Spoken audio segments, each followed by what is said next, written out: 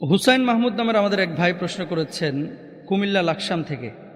উনি লিখেছেন যে মোহতারাম, আমাদের এই অঞ্চলের একজন যুবক যার নাম আলিফ মাহমুদ, তিনি ৯ মাস আগে হাঁটা শুরু করে ইতিমধ্যে মক্কায় পৌঁছিয়েছেন এবং তাকে নিয়ে আপনি একটা ইন্টারভিউ দিয়েছিলেন যেটা সোশ্যাল মাধ্যমে ছড়িয়ে পড়েছিল, তার সাক্ষাৎকারটি। সেখানে আপনি এটাকে পজিটিভলি উপস্থাপন করেছিলেন। আলিফ মাহমুদের হেঁটে মক্কায় যাওয়া এ বিষয়টাকে আপনারা যদি পজিটিভলি উপস্থাপন করেন তাহলে কি আমরা ধরে নিব যে এটা জায়েজ বা এ ব্যাপারে ইসলামী শরিয়ার পরিপূর্ণ সমর্থন আছে? খুব ইম্পর্ট্যান্ট একটি বিষয়। আলিফ মাহমুদ হেঁটে মক্কায় গিয়েছে ৯ মাসে।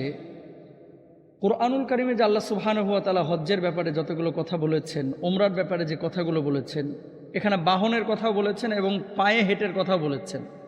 দুটো কথাই কিন্তু আল্লাহ বলেছেন।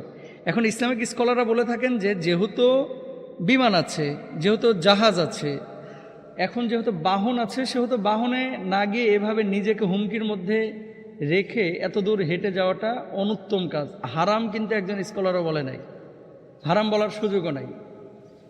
কেন সুযোগ নাই?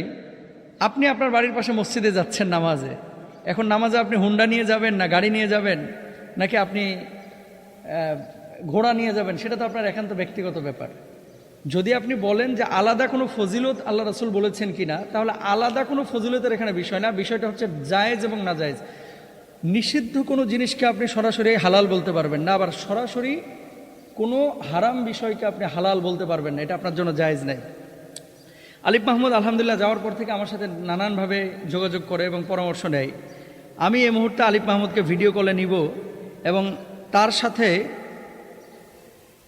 মানে আসলে সে কি উদ্দেশ্যে এই যে পায়ে হেঁটে হজ্জে গিয়েছে এবং মক্কায় যাওয়ার পরে তার বিষয়টা কি এবং তাকে কে সহযোগিতা করলো, কিভাবে সে গেল, আমরা এখন তাকে মানে ভিডিও কলে নেওয়ার চেষ্টা করছি ইনশাল্লাহ। আসসালামু আলাইকুম। ওয়ালাইকুম আসসালাম। হুজুর কেমন আছেন? আজি আলহামদুলিল্লাহ। আলিফ মাহমুদ আপনি কেমন আছেন?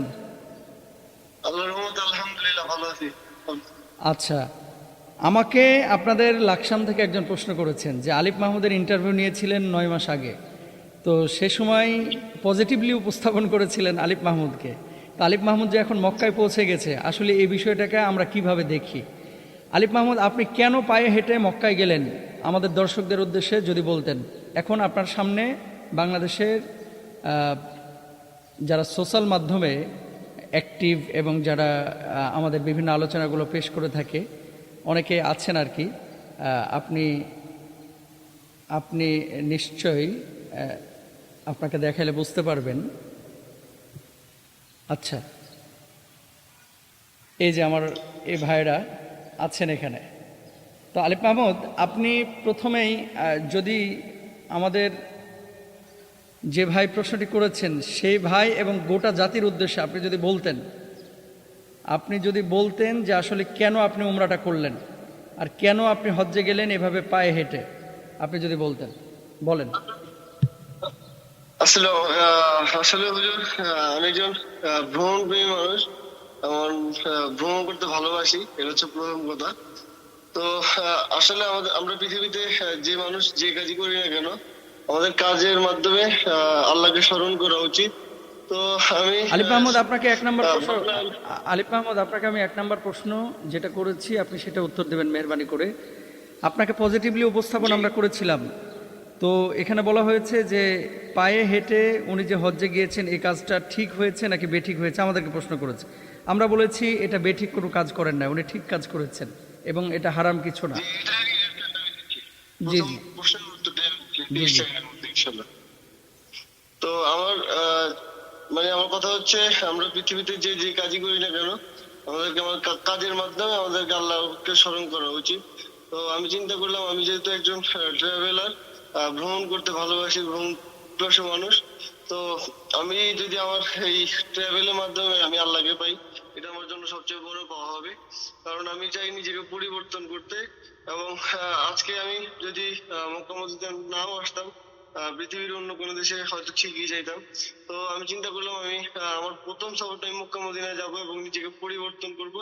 এবং কি পরবর্তীতে হয়তো আমি পুরো বিশ্বকে আমি একজন মুসলিম হয়ে মেসেজ দিব। তো সেই চিন্তা ধারণা থেকেই আসলে আমার প্রথম সফর আমি মক্কা মদিনা নির্ধারণ করি, যাতে নিজেকে আমি একজন ভালো মুসলিম হিসেবে তৈরি করতে পারি। আচ্ছা আলিফ মাহমুদ, আরেকটা বিষয় যে ৭০,০০০ কিলোমিটার সফর করে দিনে কয়টা দেশ সফর করেছেন সংক্ষেপে যদি বলতেন। আমি টোটালি সফর করেছি ৯ মাসে প্রায় ৭,৫০০ কিলোমিটার মক্কা পর্যন্ত। প্রতিদিন কত কিলোমিটার সফর করলেন, না পায়ে হেঁটে কত কিলোমিটার? প্রতিদিন ৪০-৫০ কিলোমিটার, এভারেজে প্রায় ৩৫-৪০ কিলোমিটার পড়েছি। দুটো বিষয় সোশ্যাল মাধ্যমে আপনার আলোচনা হচ্ছে।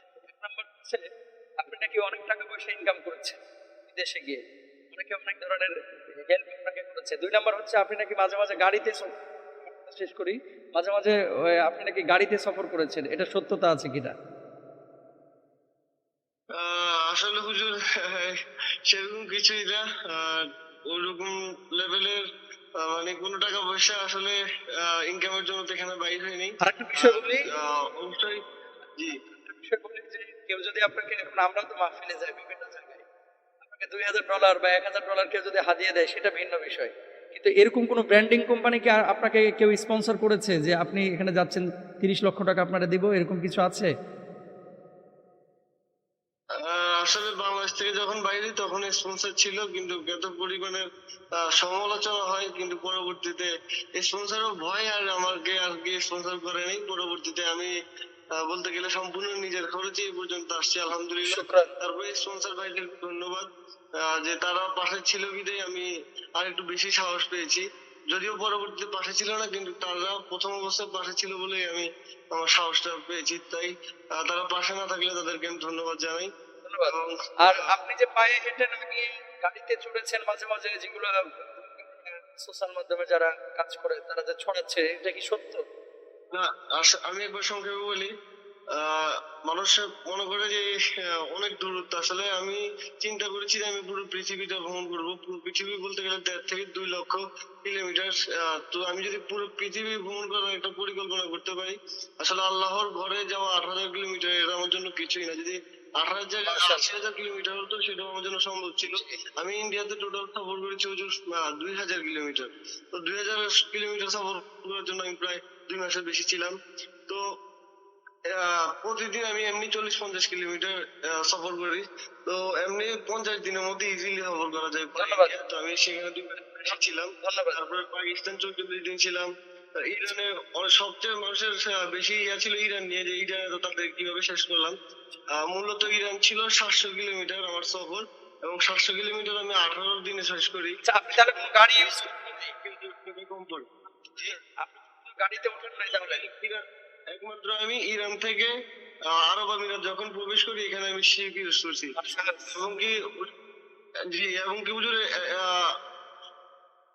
বাংলাদেশ মানে পাকিস্তান ও ওই সাইডে পৃথিবীতে যত দেশ আছে, আমি হয়তো প্রথম মানুষ যে বাংলাদেশ থেকে পৃথিবীর ওই সাইডে মানে দক্ষিণ এশিয়ার ওই সাইডের প্রথম মানুষ যে বাংলাদেশ থেকে সৌদি আরব আসছি। কারণ পাকিস্তানের পরে ইন্ডিয়া আছে, ইন্ডিয়াদেরকে পাকিস্তান ভিসা দেয় না, যার কারণে তারা চাইলেও হাইটে আসতে পারে না, তাদের ফ্লাইটে আসতে হয়। তারপর হচ্ছে বাংলাদেশ।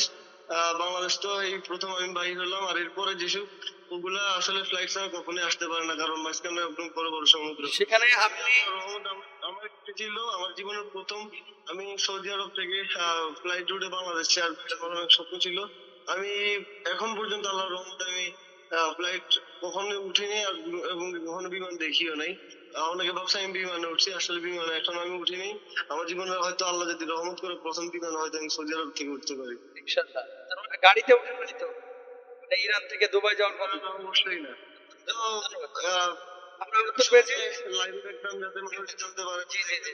সবশেষ আমার সমস্যাগুলো, বা আচ্ছা, কেউ যেন চিন্তায় না থাকে, এই কারণে আমি লাইভে থাকতাম। সবশেষ যে বিষয়টা, সবশেষ যে বিষয়টা, কেউ চিন্তা চেতনা যদি লালন করে, আমরা তো সবসময় নেগেটিভলি বলতেছি যে এটা ইসলামের শরীয়তে কোনো বিষয় না, আলিফ মাহমুদ করেছে, এটাকে হারাম বলার সুযোগ নাই, সে গিয়েছে। কিন্তু উন্মুক্তভাবে আমরা বলতেছি না যে এটা সবাই পায়ে হেঁটে যাক, কারণ এটা রিস্কের বিষয়।